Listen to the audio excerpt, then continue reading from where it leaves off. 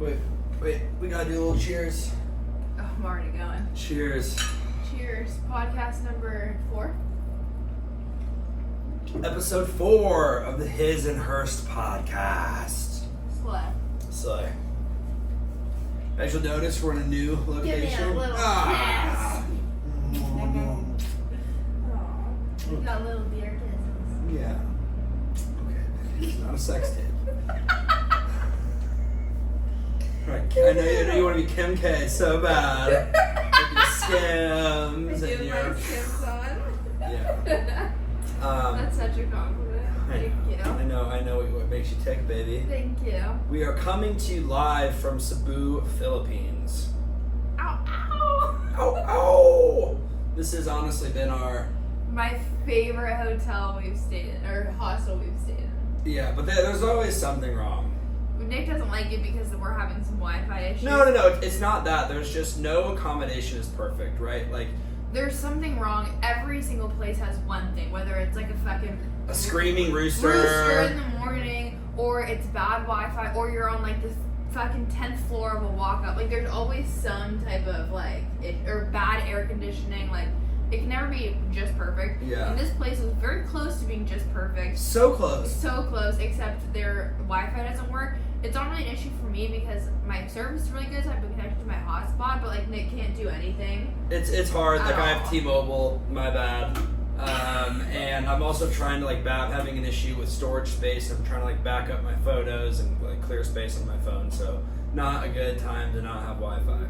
Anyways, we're still so behind. So we're still in what country are we? We're in the Philippines, but we promise, we are wrapping up Japan. No, that's what I'm saying. I'm saying we're still we're wrapping up. No, but we're so Japan. Close. We talked about this the first month. Nick and I were so sick. We were dying. We were so busy. We just can't. We're sorry. We'll get better. We'll catch up. We're catching up. But the first month of this trip was always going to be fast paced and stressful. Part of that's because Japan, Korea, Philippines are all islands. They're all kind of expensive places, so we wanted to make sure we had our flights booked, our hotels booked, and also I haven't been to any of these places, so I have the worst FOMO on earth, and I feel the need to be out doing every little thing. I don't feel that. Maddie doesn't have an ounce of that. We didn't do anything today that's been her favorite day. I'm here. If I want to go, I'll go grab a little dinner, maybe have a quick little walk around the town. I'm good. I don't need to see everything. You're good. I'm here. I did it. Pretty good. Pretty good. All right. You get that reference, and you are yeah. Then you're a true stan. You're a true stan. All right. So we're finishing Japan. Where do we leave off, Nicholas? We left off talking about Kyoto. I was so damn tired, and I think just exhausted that we kind of fizzled out. But Kyoto was great. We had an awesome accommodation. We stayed in a really traditional, Japanese style place. You got a ton of work done. Yeah, so much. Had a meeting to build a new website. Made a ton of TikToks. Did some closet redos. I felt very good about what I accomplished in Kyoto. And I think that's kind of where I hit my stride with TikTok too. Your video blew up. Yeah, I had my first and only video that's done well on TikTok, kind of a how much it costs to snowboard in Japan vlog. But not only that, oops, my fly's open. Close that right up. But not only that, that's kind of where I think I figured out the format of how the TikToks I want to do. And honestly, I'm kind of rethinking that because I haven't had much success over the last 2 weeks. It hasn't been long. It hasn't been long. I keep telling him I made TikToks for months before I had anything. You just gotta. For sure. But but in Tokyo, I was lost. I was clueless. I was what am I gonna do? Tokyo's overwhelming. It's the biggest city ever. Yeah. We just gotten there. But I felt in Kyoto, I really found my voice on TikTok and kind of really started documenting. And the first video I made was kind of how much I spent a day in Kyoto. And I had this amazing day where I went to all the little temples, went and got coffee at a famous spot, went to the food market, tried a bunch of different things. Met up with this guy who happened to have an epic camera, took some really dope pictures of me, did all the main stuff, Kiyomizu Temple, the Shiki Market, the bamboo forest, in the Golden Pavilion. Like we did all that stuff. You did. I did. You and Sam. Me and Sully. Sully. He's a gentleman from New Jersey that I met in Osaka and just ran. That's so random. That'll happen so much in Southeast Asia too. It's like you meet someone at a hostel and then you see them out in an attraction, or you meet someone in Thailand and then see them in like see them another again. hostel. Yeah, I mean everybody's city. doing the same shit. Everybody's on the same route. So I had that epic first day, and then what did we do for dinner that night? And that night we got the street food. There was like that little street Yes! food. So like I had a great productive work day. Our room was super cute. It was really big. Yeah. Like you've been journaling, so you know. Yeah, I've been trying to journal every day and keep up, so I feel like my brain's a little fresher. Your brain's always probably a little fresher. But yeah, because you got ADHD. I'm not old. You're old, but you're a little old man and you got some autism. I got some autism. He's got some autism. Yeah. Be proud of your, embrace your mental illness. Yeah. Mine's just fun. Yeah.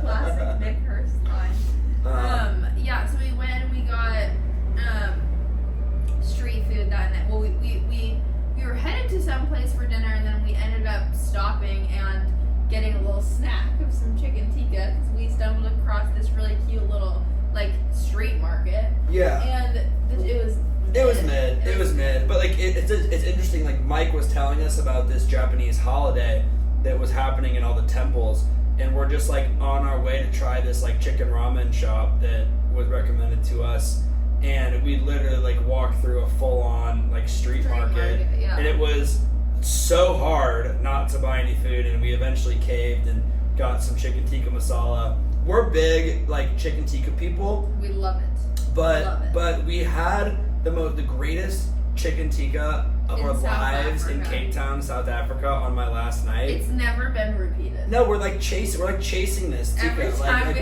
have chicken tikka, like it's gonna it's suck for the mid. rest of our lives. I Like know. it's honestly Except I think the one that you make is better than the one with the Kroger sauce.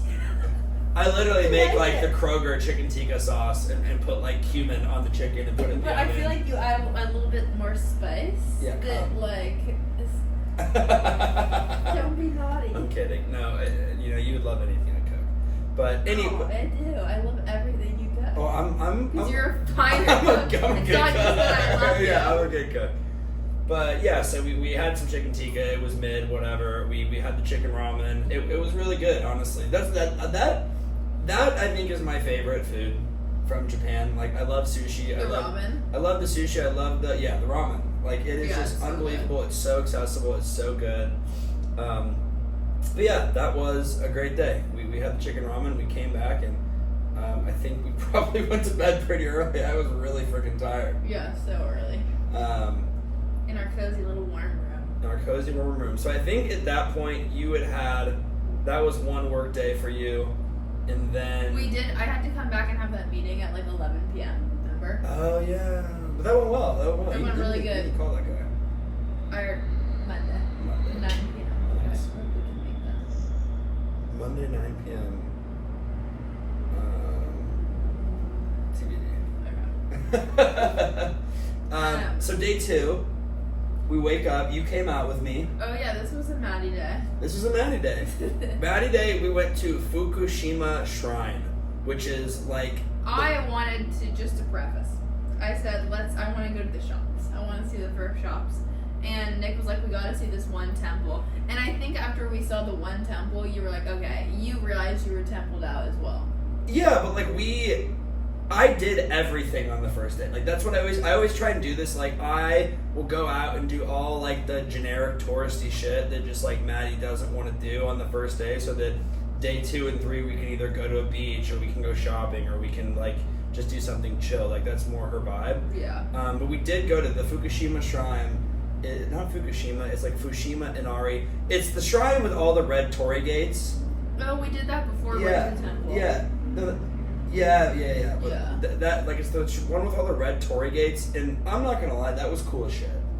Yeah, I mean, those photos are pretty epic. Yeah, that's like the coolest Instagram spot. Like if I had to pick one spot in Kyoto to go like take a picture, that would be it. The bamboo forest is dope, but there's a million people. Also, don't get in between Nick HURST in his Instagram photos. Yeah.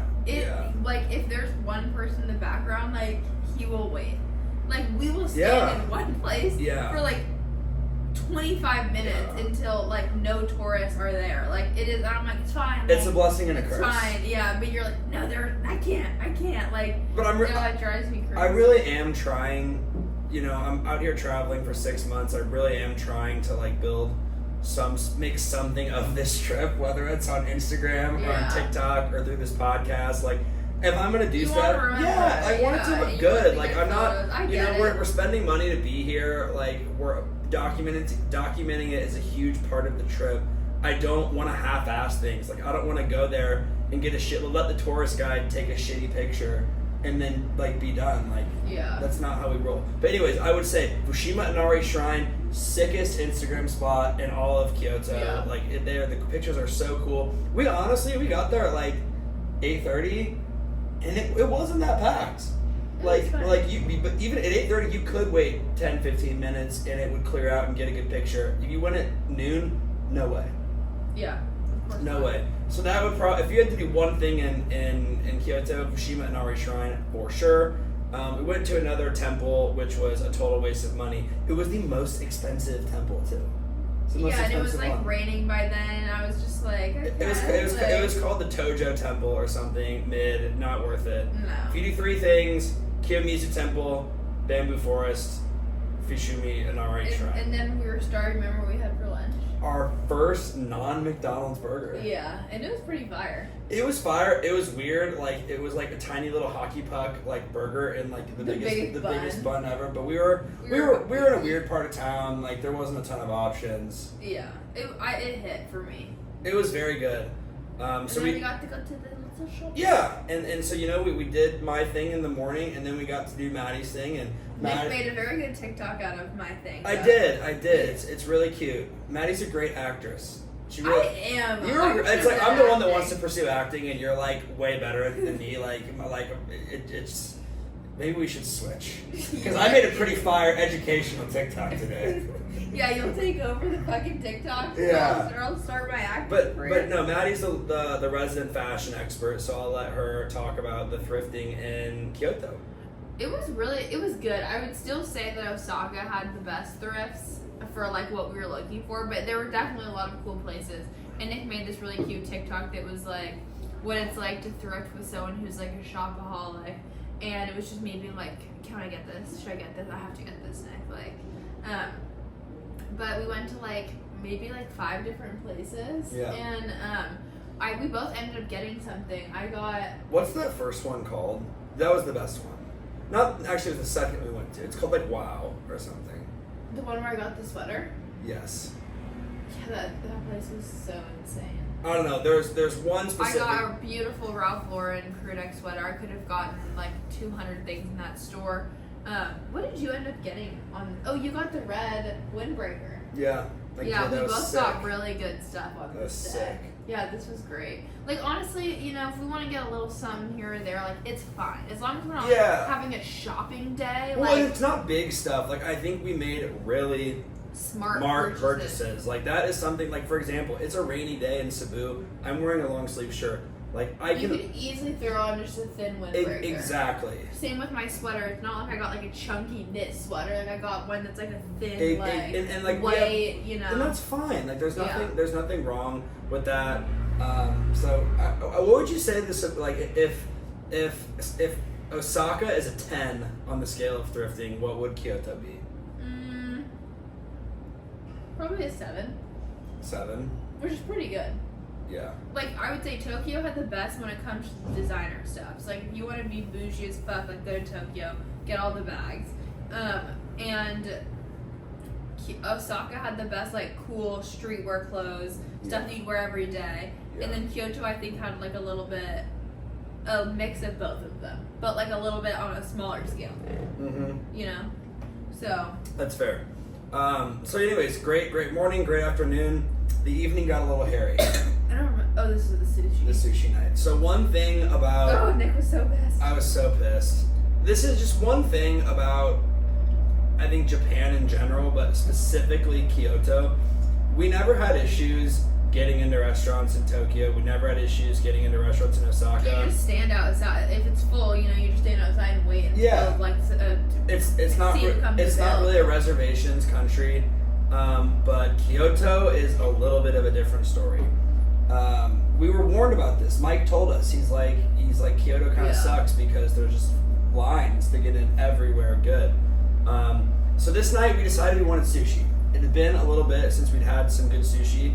I've talked about this sushi. We thought it was going to be like super cheap, but it's still very expensive in Japan. Like, not like USA expensive, but $10-15 for a good sushi set. Yeah. So anyways, we look up this place. It's very highly rated. It's supposed to be very affordable. They serve a sushi set menu where the chef kind of picks everything. I think it's like $20 a person when it's all said and done. So we get there. We're very hungry. We're starving. It's been a long day. Like we want to come back and like work and edit videos. And it's also fucking freezing outside. So walking kind of a far distance to a restaurant is just like we're very excited to like just get inside and eat. Yeah. Hungry and cold. So we pull up to this restaurant. There's literally one family eating in this place. That's it. That's it. One family. And so we're like, hey, like we'd love to sit down. Like, can we see the menu? Blah blah blah. And the lady comes up to us, and she says, 30 minutes. And we're like, okay, like we can do that. We'll wait. So we assume like come back in 30 minutes because it's happened to us in the mountains, right? We went to the sushi place and the guy was like, yeah, come back in 45 minutes. Like, it happens a lot. Like, maybe they need some time to prep some ingredients or they don't have enough staff, so they're like, okay, like, just come back. And we're like, okay, whatever, 30 minutes. So we go to 7-Eleven, I get a beer, Maddie gets a soda, we're just hanging out. In the cold. Two stoop kids, chilling on the stoop. Yeah, like, we're very excited to get our sushi. We walk all the way back there. We walk inside and we're like, ooh, like, Yeah, we're like. and the chef, like, I don't know whose fault it was, but basically the chef is like, what are you doing here? And we're like, oh, you said 30 minutes. We're like literally here perfectly on time. Yeah. And he was like, no, I said, like, and he doesn't speak any English, so he's like speaking into his phone and like translating. Yeah. He was like, no, I said I could only serve you for 30 minutes. And then we had to leave. Not come back in 30 minutes. And we were like, what the fuck? Yeah. Like, what? Like, oh, it was so, and so I'm like trying to, play my little cutesy girl card, like, oh, like, we misunderstood. I'm like speaking into his phone, like, we misunderstood you. Is there any chance you could make this happen? Like, we've been dying to eat here. We hear it's the best. Like, trying to be all charming. He's like, no. And they literally could not care less. They said, get out of here. Oh, we were so mad. And so, back to the drawing board. I mean, I feel like I talk about this every episode. Like, whether you can't get served or the restaurant's closed or it's... It is something that happens in Japan. It happens a lot in Japan. So, back to the drawing board. We thought about getting something quick, but again, this is a fault of mine. Like, I have ADD. I get hyper-focused on things. When I decide that I want, a nice sushi meal, like, that's going to be the event of our night, I can't let it go. Like, I have to have that. And, I mean, this is just something I'm going to have to deal with because I date him. Yeah. So I get it. Like, well, I don't really get it, but, like, I understand. Yeah. And so I was like, if we don't get sushi, Nick's going to be pissed the whole night. Yeah. And so we need to get sushi. And so we, like, look up one place. And also that, like, street fair from the night before is still going on to, like... It's Thursday night. It's so like, packed. It's popping. It takes us so long just to weave through the crowd to get to the next sushi place closed. Next sushi place was closed. The next one after that, we went in, and they were like, we're booked for the night.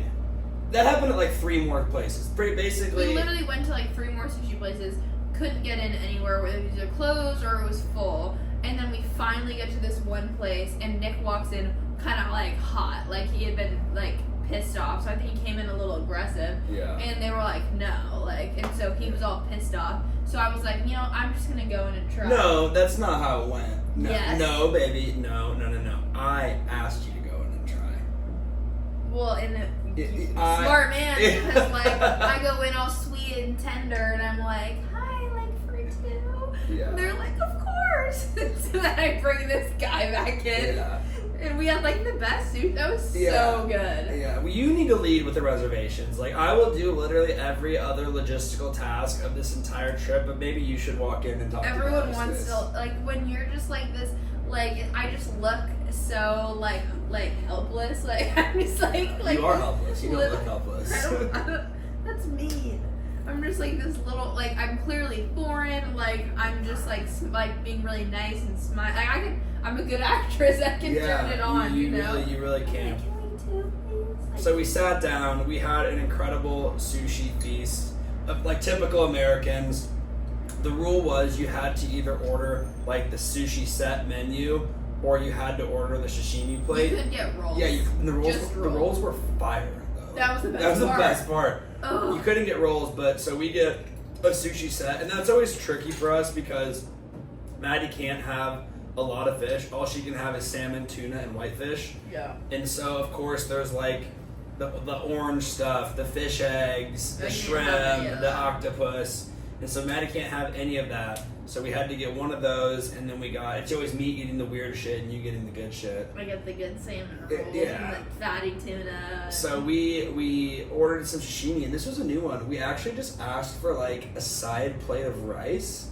So we could like make little nigiri. And I'm sure that's the most disrespectful thing you can ever do in the Japanese sushi kitchen. But fuck it. We were starving. We were starving. Like, it had been a long night. Like I would have paid $10 for those little rice balls. I know, they were so good. It was so good. So we they were actually so nice about it. They didn't care at all. Like, no, they were super cool. So we got what we wanted. We had an awesome sushi dinner. We had a great day. And then you and I got in a fight on the way home. Yeah. We were beefing. Major beefing. So, like, we're gonna get into it. Well, I think the female viewers would agree with everything. Yeah, they probably would. But basically, this was when my TikTok was going off, and I was having success. And Maddie kept looking at my comments. Like she would take my phone. I'd be like admiring my TikTok, like so proud of my work, and she would like take my phone and like read through all the comments.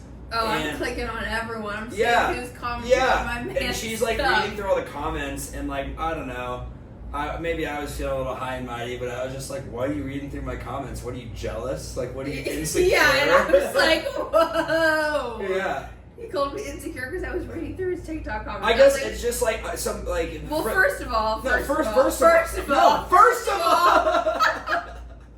I'm the most probably confident, secure woman you'll ever meet, ever. So it's like. But I guess I was. Don't say that to me. Okay, but like 0.5 of all before first of all.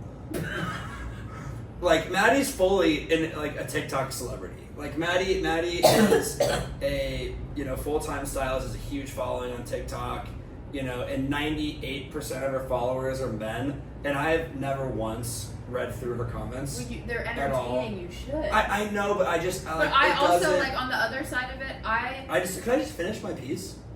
Like, are we beefing again? No, we're not beefing, but like let me finish. Okay, good. And just like I have never once like read through her comments because like I love my girlfriend, like I'm completely secure in our relationship, and like I don't care like what people are DMing you or people are commenting or whatever. And I guess just like I thought the same way. It's like why would she care? I just don't equate the two together. Like being secure means you can't look through like comments on a fucking video. Like I look through comments on my friends' videos, on strangers' videos. I like to see what the people are saying about like fine. Like I do that all the time. If a girl posts like a sexy video and like a guy comments like hot on it, I'm literally clicking the guy's profile to see if he has like a girlfriend somewhere on his feed. Like I'm always looking through that type of stuff. Like because we're girls and we're detectives, so it has nothing to do with like being insecure. Which I don't know where Nick got that, but like. I was like, there's like, I'm the perfect loyal man. Like, what are you detecting? There's nothing to detect. I'm just looking. So anyways, Maddie was just doing her diligence. I was just being a smart ass, and we got in a little tussle on the way home. We've honest, we fought a little bit on this trip, like more so than like we never fight, but I mean it's a big thing. We're spending every second of every day with each other. We're in these tiny little rooms, and doing hard shit, like and we have different. I think we have different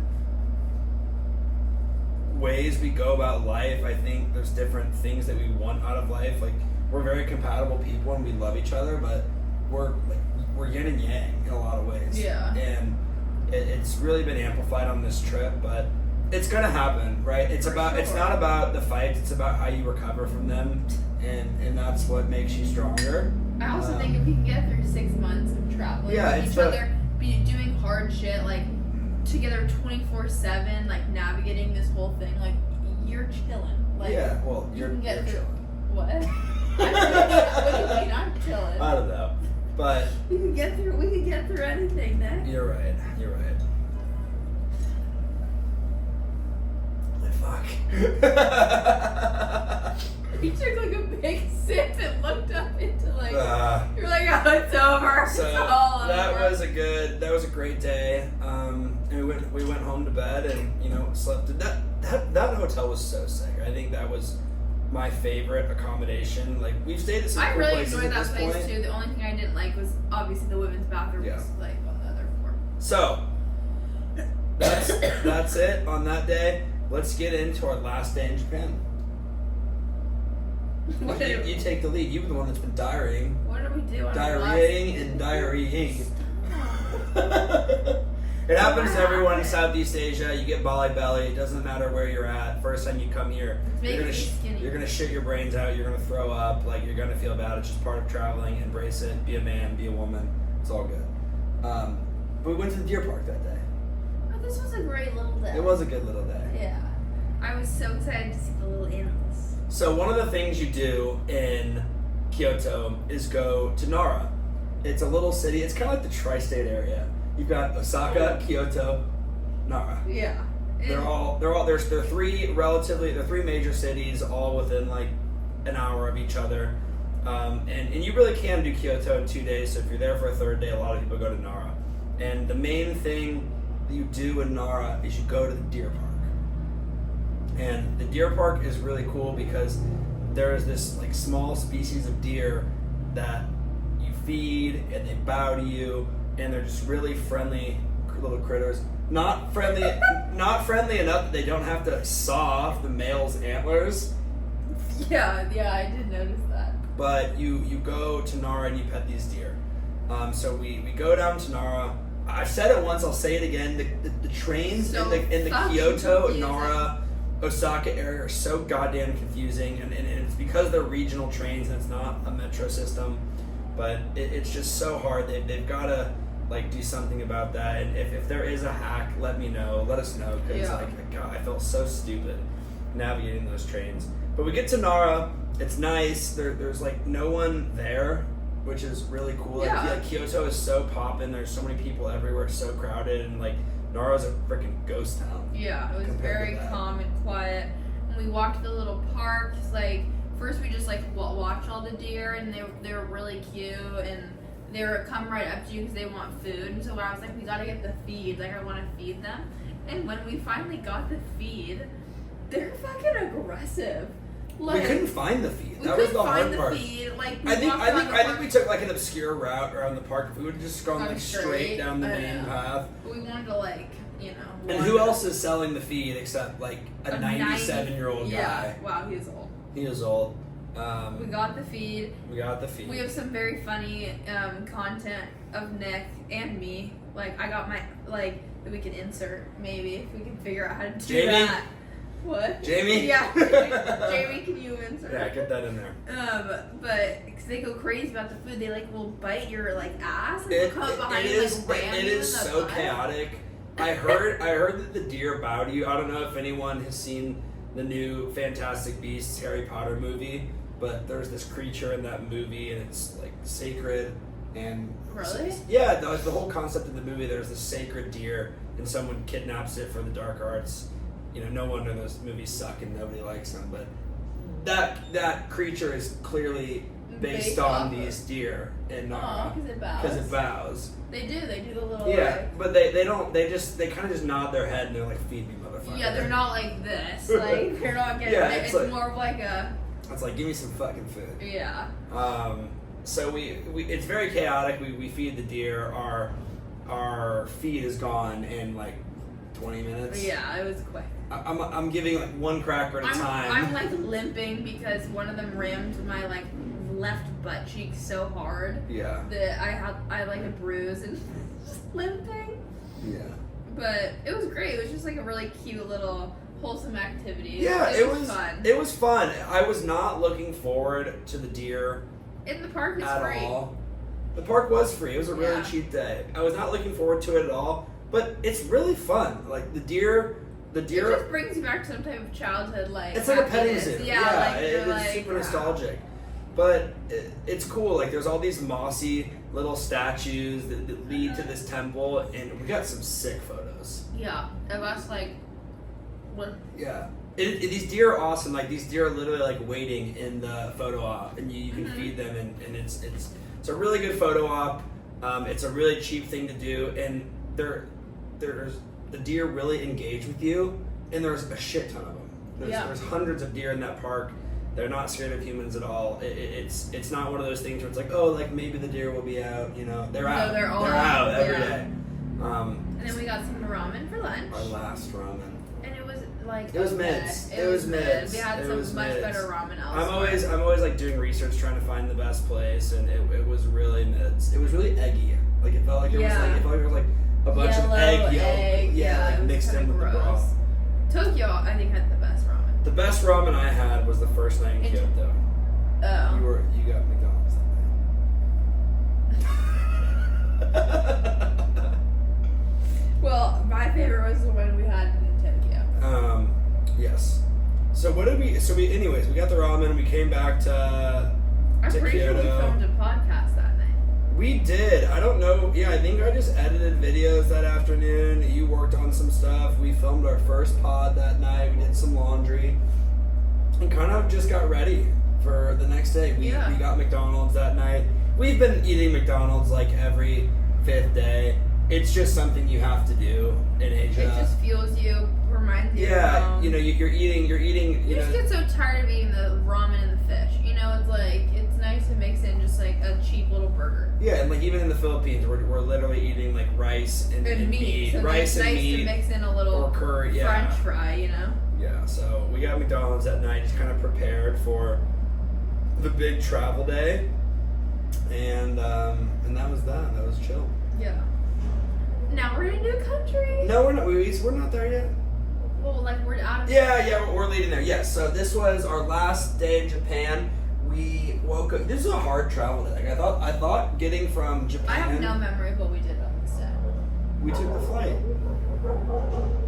Like was it a chill flight? Like what was it? No, it was just we had to get all the way from Kyoto to Osaka Airport. So Kyoto's here.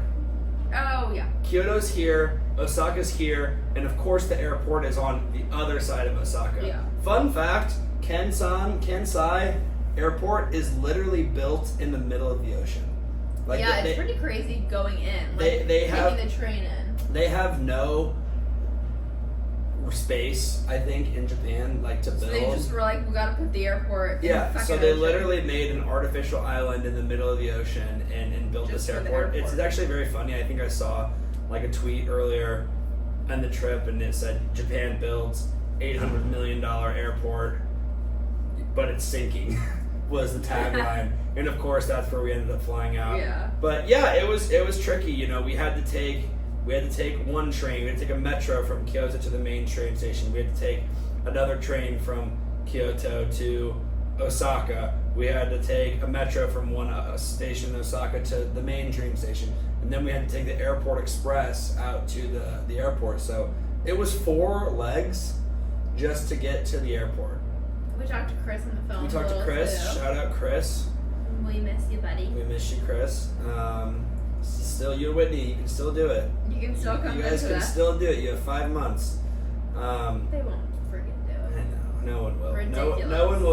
No one will meet us. Besides your sister. My sister, Maddie HURST, Queen energy. He's the only one. The only one that's gonna meet us on this trip. And Platts. Platts, but like Platts is doing his thing. That's not necessarily like because he wants to meet us. Like he's like flexing, doing his own shit. Like, you know, we're meeting Platts. Platts isn't meeting us. Platts made the plan and said, "You can be here or not." Yeah. We're meeting Platts. We do hope we have some friends that may meet us in Australia down the line, but it's tough, you know. Southeast Asia's far, and a lot of the places in Southeast Asia, it's not like you just go to Bangkok. You fly to Bangkok and then you fly somewhere else, and then you take a train and then you take a ferry. It's like it's fully a 48-hour travel day to get like to most places where you're going to be in Southeast Asia. So we get to the airport. It's all. I feel like it went pretty good. I just have like no memory of this flight. It was Peach Airlines. We got there early, so we had to wait in a very long line to check our bag. Yes, I remember. So that's I don't know how you guys feel about this. I am a get to the airport at the very last. This was a long flight, actually. No, it wasn't. It was a short flight. Oh. Flight to the Philippines is a long flight. Okay. What the fuck is going through my brain? I don't know. So anyways, we get there, like, you get punished for getting to the airport early sometimes because we had to wait in line to check our bag for like 45 minutes, whereas if we would have shown up 45 minutes later, we could have just gone right up and checked our bag. But it went really smooth. We check our bag. We didn't have to pay for our carry-ons. Our carry-ons are huge, and we definitely should be paying for both of our carry-ons every single time we do this. But we're just finessing and hoping. We already got busted. Well, yeah, we got busted, and we'll get to that later. But anyways, we're flying from. We got a little chicken katsu, pork katsu. Yeah. It was pretty good. But this went really smooth. You know, it was a short hour-and-a-half flight from Japan to South Korea, and you slept the entire time. Yes. You slept the entire. That's why I have no memory of it. I was sleeping. It was a much shorter flight than like even I was thinking. Like I was like, oh, Japan, Korea, like it looks kind of far. It was quick. It was up and down. Yeah, we landed with my eyes open. So yeah, we land in Korea. Everything's good. We get through customs pretty quickly. I think 20 minutes maybe. Yeah. We grab our bags. We find a bus to drop us off. And should we do like a significant like transition for a new country, like a new country dance or something? Like, let's get out of the bed and like dance around. We're doing a new country dance. We're in a new country. We're in a new country. We're in a new country. No, it's not us, is it? What? New country kiss. New country kiss. Okay. Not a sex tape. Not a sex tape. Maddie likes PDA more than me. Yeah. Get on your little One more little kissy. Okay. Can you show them what the kiss around the world is? This is a kiss around the world. You kiss one. No, you're going the wrong way. No, baby. It's top. No. It's top, but you know it's wrong. Top, bottom, left, right. Kiss around the world. Your girlfriend will love it. Can you? Yeah. Thank you. Please. God. I hate PDA. It drives me nuts. I just want like. I know. I want to crawl up inside and live in your little skin. Maddie is a PDA person. I am a non-PDA. It's not PDA. I just always need to be like touching you and stuff. It's PDA, and it's okay. I love you too. I love to cuddle. I'm very affectionate, but I just. When the camera's off. Yeah. Yeah, we're like this. People like I'm very. think we're eating each other. Like I come from a non-PDA family. It's just not something we do. I want to crawl up inside your stomach. I want to rip holes out of your stomach for eyeballs, and I want to live in there like a little pouch, like a kangaroo. Yeah. Well, keep dreaming, sister. Okay. So new country. Do you have any Coke left? Nope. I could probably use another beer too. Finished it. We'll see if we finish Soul on this podcast. I'm feeling good. Do you want to keep going? Let's take a quick break. We'll be right back. Okay, we are back. We are talking about Korea. Both kinds.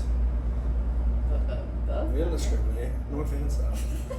Well, Nick does go to the DMZ. Yeah, that's in a couple days. That's part of the trip. Yeah. But yeah, so the flight was really smooth. We land in Korea, get right through security, get on this like super luxurious bus to the city center. Like that was sick. Yeah, that was really nice.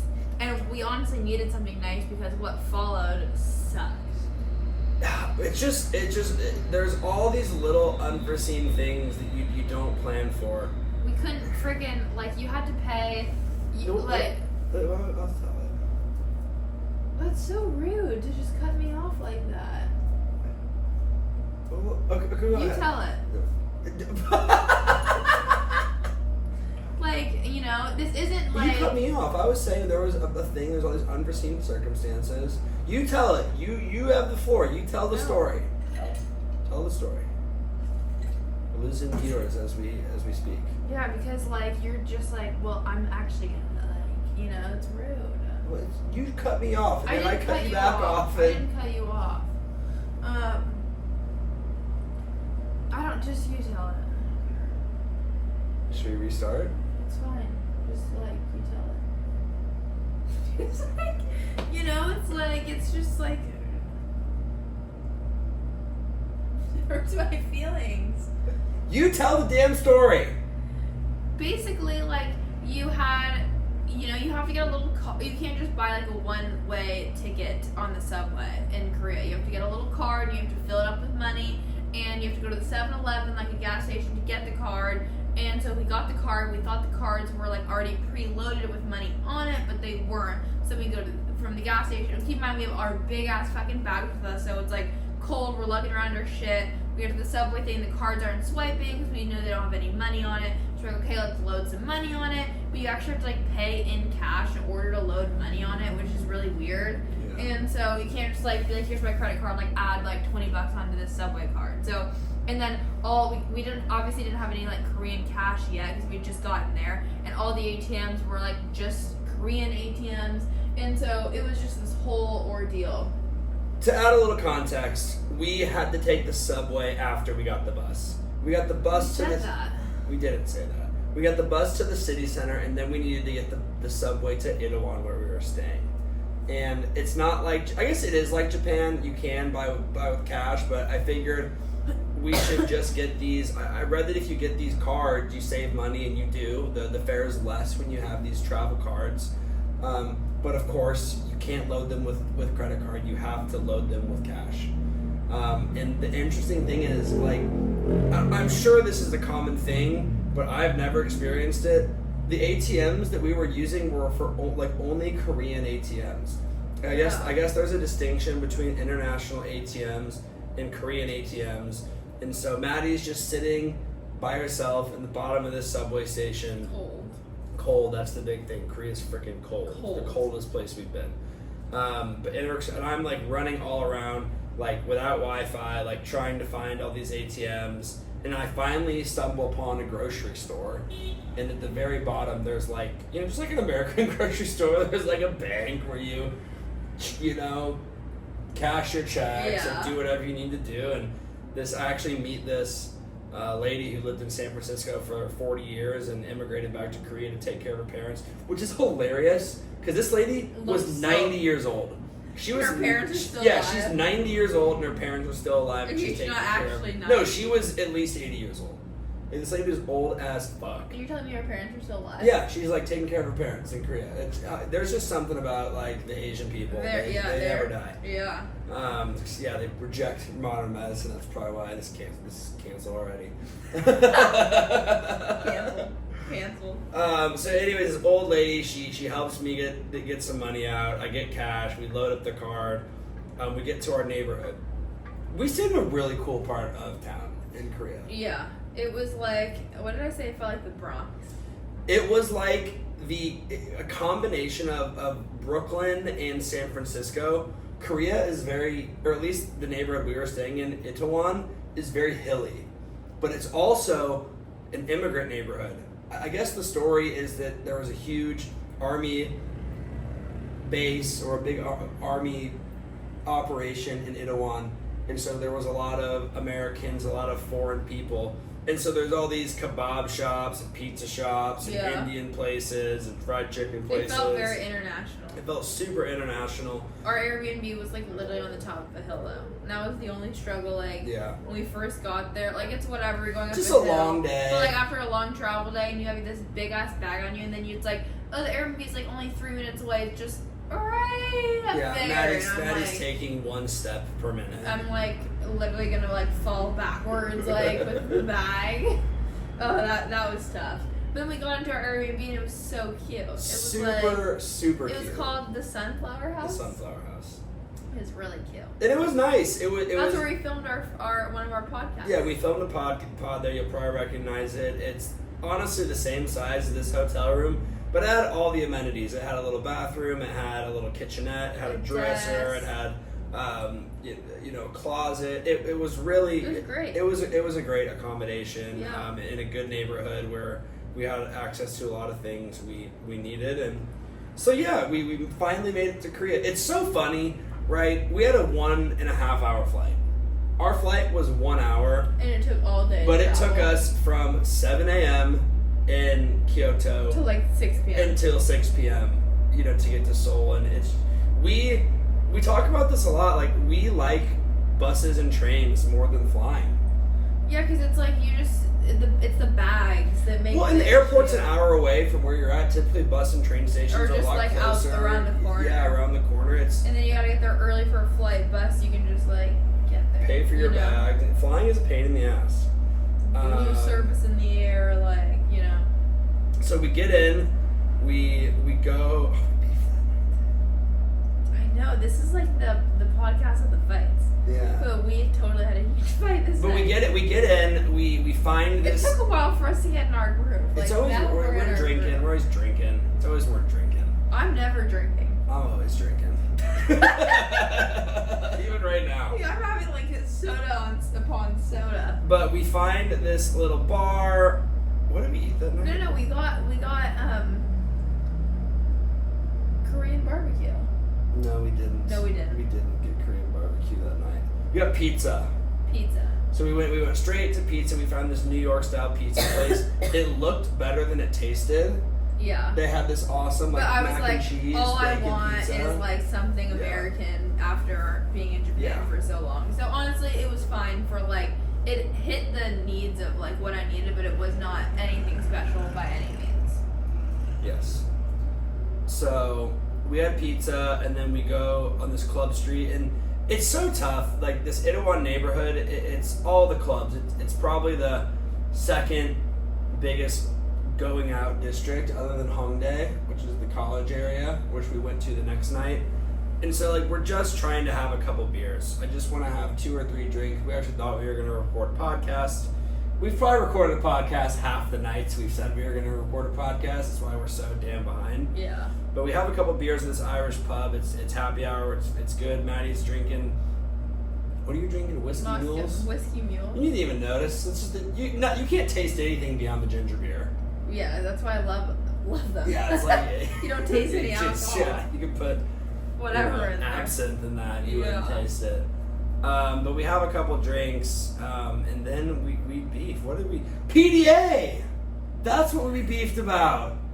That's what started like, but that wasn't the gist of the fight. Like that was the gist of the fight. No, it wasn't. Because then we got back. Remember, I was in the shower crying, and you like came in, and you're like, "You good?" No, but we were at this bar. We'd had a couple drinks. It'd been a long day. I've had a couple beers. Maddie's had her little, whiskeys, and she just was trying to imitate this kiss that she saw. They were playing all these weird '90s corny music videos. I was like making a joke because in every like old school movie, like like the couples kiss really like it's really like passionate, and like no one really kisses like that. Like no one kisses like that. Like where it's like super. I don't know. And I was like, let's practice it like a '90s kiss or something. And it's like. Ugh, and so Maddie leans into you. We're like sitting at the bar. There's all these people in here. And I'm just not a big PDA guy, and I think this was one of those days where it had been a long day. We'd had a couple beers. We were both just hot. We were both testy. And so I didn't like the PDA. Maddie felt disrespected, and we got a little tussle. But like and then we like argued on the way home, and like every fight leads back to like, it just took us, like now we're a month in, and I feel like we're in our groove and we understand each other a little bit more. Yeah. Like keep in mind, we've only been with each other, besides like, you know, a little 2-week vacation trip. This is a huge deal, like what we're doing right now on this trip. We've really only been with each other after we've both been, you know, at work in Dallas, then we come together and like have pasta for dinner. Like, what are you gonna fight about then? You know, like it's like we never fight. We're both working so hard. Yeah, all we do is work and then just like, you know, watch TV together and like go to the bar. Like our lives were relatively easy in Dallas. You know, like you don't have to like we didn't live. We're basically living together right now, so that's a whole new adjustment. Yeah, for sure. And we're just different people on the same trip that have different intentions for the trip. Yeah. You know, mine is like, I'm here on this trip to see all these places, further my business, which is super important, you know, being able to focus on my business, not having to pay a rent in the United States, and really focus on that, being able to quit my corporate job. And I'm here because this is also Nick's passion, and Nick is the love of my life, and I want to make an effort to be interested in the things that he's interested in. But no, I never thought that I would be like backpacking Asia for 6 months ever, because it's just not something that I ever thought about. And so it Can I hop in? Yeah. Which I think is crazy too, because honestly, that is my intention of this trip. Like what you just said, you never saw yourself backpacking Asia. Like my whole goal of the TikTok, of the Instagram, of this podcast is I want to inspire people like you or that have that way of thinking to want to do this stuff. Because it is so common for Europeans, Australians, Canadians, South Americans to do this stuff, to go out into the world for months at a time, you know, rough it in hostels and see the world. Like honestly, I probably tell people some of this stuff and they're like, why are you making this content? Like everybody does this shit anyways. But Americans don't. Like Americans don't, and I'm very unique that I had an opportunity to spend some time abroad at a very young age, and it really touched me, and it's really been my biggest passion and motivator for the last decade. So not everyone is going, you know, to adapt to this lifestyle. It is hard. You know, I'm validating you, and it's hard. Like, it's crazy. I get so pissed all the time doing this stuff. I think, it, like, all of these arguments we've had have come down to the fact where I'm, like, complaining. Because I'm, like, I'm tired, I'm cold, you know, I'm homesick, didn't get enough work done today, I'm exhausted, whatever. And Nick is like, how are you not having the time of your life? Like, we're in these foreign countries, this is a blessing. Like, he thinks I'm like pissed that I'm here, basically. And when I should be like so grateful for this opportunity. Yeah. And like, we've just had to come meet in the middle, because obviously I'm not fucking hating my life, because if I was hating my life, I don't think I'd be here. Yeah. You know, but I'm also I'm not someone that's like, I'm not like a granola travel girly, you know. I think both can. Girl. I'm a material girl. Like, what do you want from me? But I think both can exist, you know. Yeah. Like, I think that we can have this amazing trip together. I can cherish these experiences. I can enjoy traveling, enjoy the places we've been, have a positive attitude, which I'm obviously really working on, and also not be someone that's like, yeah, I'm a traveler, you know. Yeah, but you are. What? You are a traveler, you know, and. But I'm not.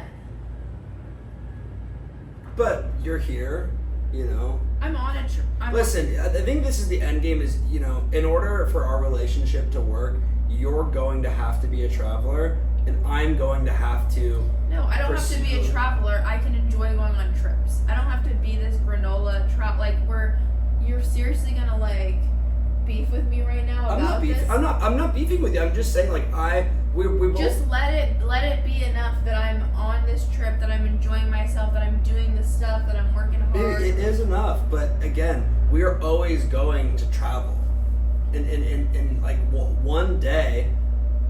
And again, like that's what you're doing for me, right? That's a sacrifice that you're going to make for me in our relationship. Is we are always going to travel, and sometimes it'll be to Hawaii, and sometimes it'll be a weekend, to where's a place in California? Santa Barbara. But sometimes it'll be the Philippines or Sri Lanka or Africa, and as we progress in our life and make more money, we can upgrade how we stay.